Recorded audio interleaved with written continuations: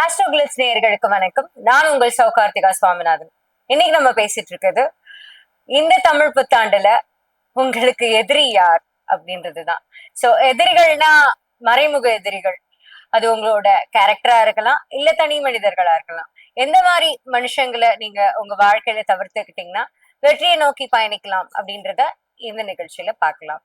So மேஷ ராசி நேயர்கள் இந்த பராபவ வருடத்துல உங்களோட எதிரிகள் யாரா இருப்பாங்கன்னா ஸ்ட்ராங் மேனிப்புலேட்டர்ஸ். அதாவது நம்ம ஒரு பிளான்ல போயிட்டே இருப்போம், அத அவங்க மேனிப்புலேட் பண்ணி அதை மாத்தி பண்ணணும்னு நமக்கு அட்வைஸ் பண்ற மாதிரி, நல்லது பண்ற மாதிரி அதை சொல்லி, ஆனா அதை நடக்க விடாம பண்ற ஒரு ஸ்ட்ராங் மேனிப்புலேட்டிவ் பவர் உள்ள இண்டிவிஜுவல்ஸை நீங்க தவிர்க்கிறது ரொம்ப நல்லது இந்த காலகட்டத்துல. ஏன்னா அவங்களோட நேச்சர் வந்து உங்களை வந்து மிகவும் கோவப்படுத்தும். பிகாஸ் மேஷராசி already impulsive in nature. So ஸ்ட்ராங்கா மேனிப்புலேட் பண்ணும்போது இது உங்க கோவத்தை நீங்க மனசுல வச்சுட்டே இருந்து அதை தூண்டி அப்புறம் ஒரு நாள் எக்ஸ்ப்ளாய்ட் ஆயிடும். ஸோ அந்த மாதிரி மனுஷங்களை நீங்க தவிர்க்கிறது ரொம்ப நல்லது. அண்ட் மெதுவா ஸ்லோ அண்ட் இன்டிசைசிவ், அதாவது முடிவெடுக்க தெரியாத மக்கள், ஐ மீன் லைக் உங்க பிசினஸ் பார்ட்னரா இருக்கலாம், இல்ல யாரா வேணா இருக்கலாம், உங்க குடும்ப உறுப்பினரா இருக்கலாம், இல்ல உங்க ஃப்ரெண்ட்ஸா இருக்கலாம்.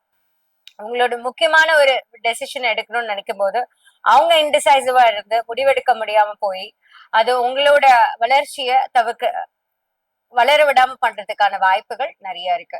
சோ இந்த மாதிரி மனுஷங்களையும் நீங்க தவிர்க்கிறது உங்களோட லைஃப்ல ஒரு நல்ல விஷயம், நல்ல முன்னேற்ற பாதைக்கு உங்களுக்கு வழிவகுக்கும். சோ மேஷ ராசி நேயர்கள் வந்து ஆஹ் உங்களை கோவப்படுத்தி தூண்டுறவங்க, உங்களை ஏமாத்தணும்னு நினைக்கிறவங்க, மேனிப்புலேட்டர்ஸ், அண்ட் உங்களை மெதுவா உங்களோட டெவலப்மெண்ட்டை வந்து மெதுவா ஆக்கணும்னு நினைக்கிறவங்க, ஸ்லோ ஆக்கி உங்களோட பிசினஸே இல்லாம பண்ணணும்னு நினைக்கிறதுக்கு உங்க கூடவே இருந்து அவங்க மேனிப்புலேட் பண்ணிட்டே இருப்பாங்க எல்லா ஸ்டெப்லயும். சோ இந்த மாதிரி மனுஷங்களை நீங்க இந்த காலகட்டத்துல தவிர்த்துக்கிட்டீங்கன்னா கண்டிப்பா உங்களுக்கு வெற்றி நிச்சயம். சோ இந்த தமிழ் புத்தாண்டுல இந்த மாதிரி விஷயங்களை நீங்க தவிர்த்துட்டு முன்னேறி போகிறதுக்கு வாழ்த்துக்கள்.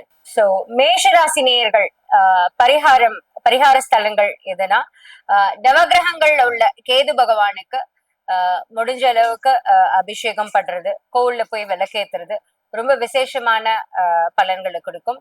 அதே மாதிரி தானம் பண்றது, சோழம் வந்து தானம் பண்றது, அதே மாதிரி எள்ளு தானம் பண்றது, கோதுமை தானம் பண்றது ரொம்ப விசேஷமான பலன்களை கொடுக்கும்.